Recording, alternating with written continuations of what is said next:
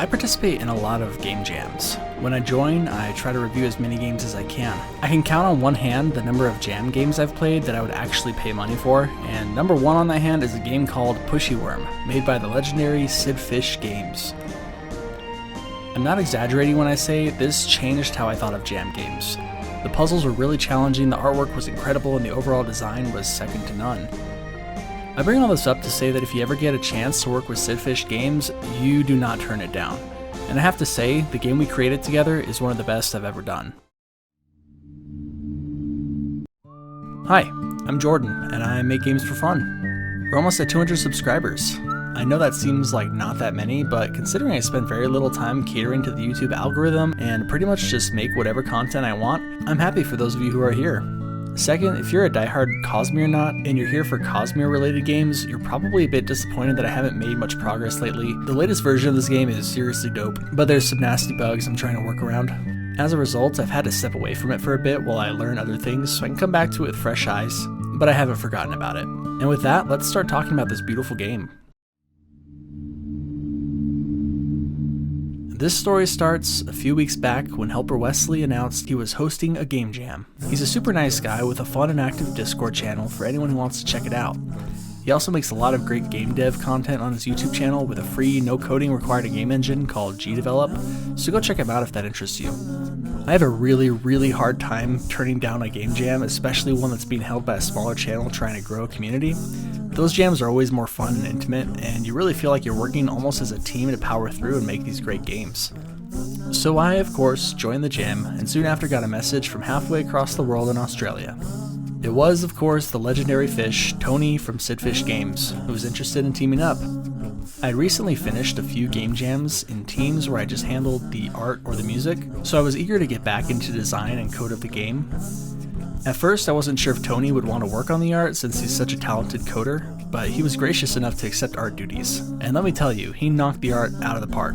I'll put a link to his video where he talks more about the art process, but rest assured it is fantastic. Not to mention he makes an excellent devlog and I'd love to see more of him. So now that Sid Fish and I were working together, we split up our duties. Originally we planned to tackle the code together with me doing the music and him doing the art, but ultimately it worked out a little differently.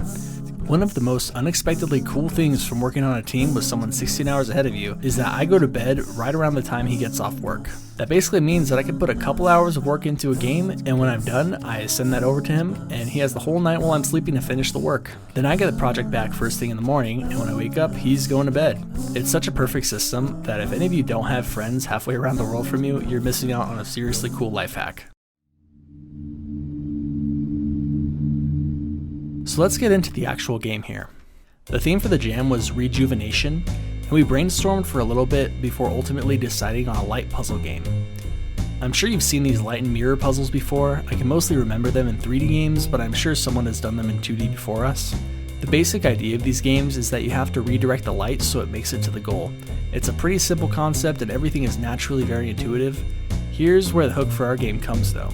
You play as a little character walking around who has to manually turn all these lights and mirrors to open gates for the light to shine through. Not only that, if you touch the light, it will burn you up. The reason light came up regarding the theme is I kept thinking of this old Birdman cartoon I used to watch on Cartoon Network growing up.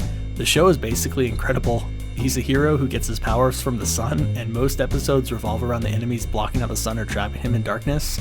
Photosynthesis is a flower who gets his superpowers from the sun just like Birdman. The evil moonbug blocks out the sun in all the dimensions, so the sidekick character, Scotty, has to travel through dimensions in order to restore photosynthesis with conveniently close yet inconveniently arranged solar-powered light sources. So with the story out of the way, let's get into the game engine and start making things. So I put together some basic objects that would shoot out a line to find out what's in that direction. If that line hits a mirror, then the new mirror gets activated, and a new line shoots out of that mirror in whatever direction it is facing. If the goal gets activated, you win. That's essentially all the code in the entire game. Eventually I added a couple more mechanics, namely a TNT that could blow up walls, a sliding gate that you could block with a laser, some cute seedlings that catch fire that you have to avoid burning, some enemies who you had to burn with a laser as a puzzle challenge, and a portal that would take your laser on one end and spit it back out on the other end.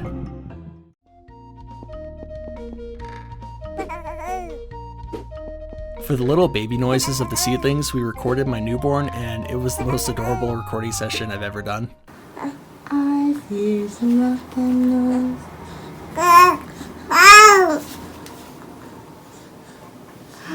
Eyes, ears, mouth, and nose.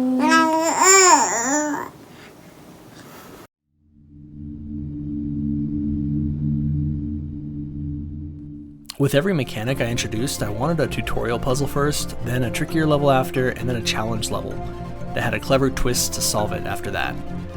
I watched a lot of videos to try and figure out how to make a good puzzle, and I settled on this method for this particular game. The first step was I tried to think of a cool, unique thing to do with the mechanics or an item. I had one level where the TNT boxes create a chain explosion,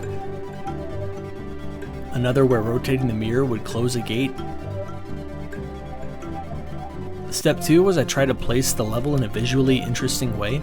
And step 3, this is the most important step for this game, I try to think of the different methods the player may use to beat the level, and I set up traps for them so that even if it's not immediately obvious why it won't work, they'll drive themselves into a corner if they try to brute force the puzzle. So for one of my simple puzzles, I added these glass blocks, so the only way you can beat the level was by learning to rotate the lights around you in such a way that you can still pass through this hole in the wall. There are a few puzzles in here that I'm extremely proud of, with some really great catches. I won't spoil them in the video, but you can go check out the game whenever you like and see if I was able to stump you.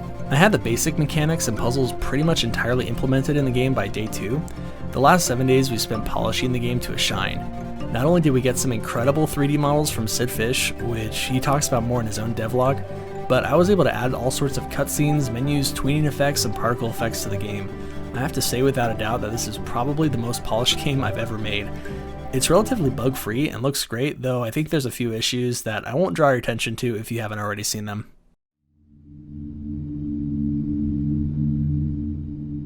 The entire reason I got into game dev was because I wanted to make video game music.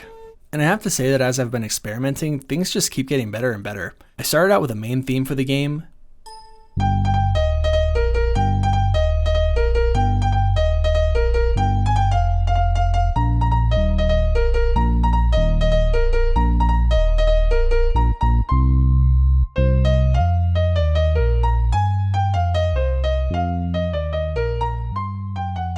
This is the hardest part of composing, where I come up with a melody and rhythm to carry a full game that has to become an identifiable piece of the property.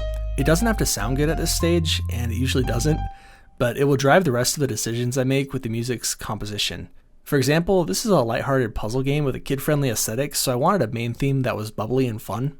Once I had the main theme down, I added a bunch of instruments and key changes.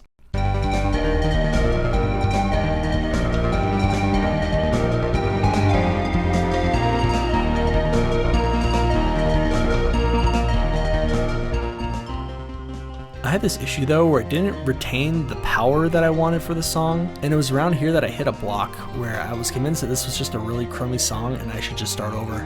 The different sections didn't flow well, and overall I just found the song kind of annoying. I hit the same block about once with every song that I do, and it's a legitimate danger to creativity and music composition. Thankfully I was able to power through on this one. Here's the final version I used for the puzzles of the game.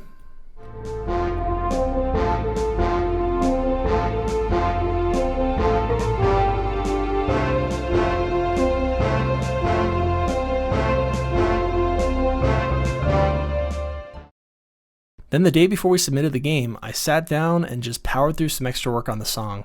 I added a bunch of harmonies, changed some of the murky sounding instruments, and above all I added back in the triumphant 3-note percussion hits that I had originally wanted for the song, but felt too lazy to put in because they just weren't sounding right initially. And I ended with this glorious song that I have to say is probably the most professional sounding thing I've ever put together.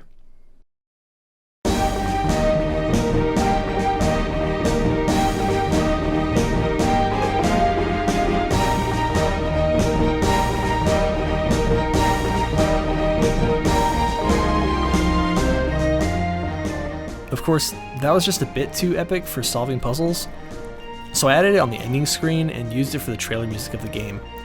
I can see this one being reused a bunch in my upcoming games as well. So with all of that done, I buttoned up all the last pieces of the game and uploaded to itch. I honestly feel so proud of this game. It looks like something more than I would have ever been able to do by myself, because it was. I was so grateful to Sidfish for not only doing a fantastic job with the artwork, but also making it abundantly clear that he supported my vision of the game and was willing to go along with it. If you haven't already, go check out his channel and play Pushy Worm, it will be life-changing.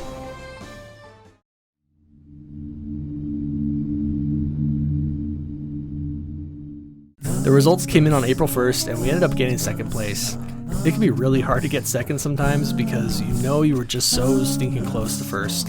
Thanks to Sidfish for listening to me again as I ranted. I'm always the sorest loser just after the results are announced, and then I come around and realize how talented every one of the participants is for the jam, and then I feel guilty for being as upset as I was. This is actually a pretty common thing, so please ignore me if I say anything directly after the jam results are announced.